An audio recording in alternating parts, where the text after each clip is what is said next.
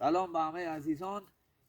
پیوندی که میخوای بزنی روی پایه خودش، این گلابیه، روی پایه خودش که گلابیه میزنی محکم مستحکمه.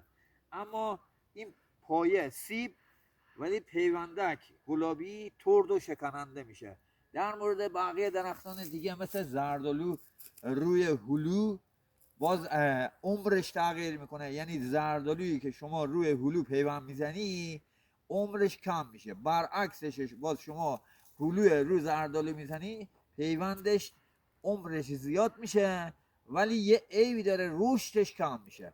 این یه سری به حساب قلقه ها و مهارت های تخصصی است در مورد پیوند زدن، نهال کاشتن و تکثیر نهال که نهالکارای عظیم و تو بستان خودشون رعایت میکنن و شما هم اگر میخوای که این چیزا رو بدانی تو این پیج و پیج های بچه هایی که نهال فروشی دارن بیاین تا بیشتر بهتون آموزش بدیم.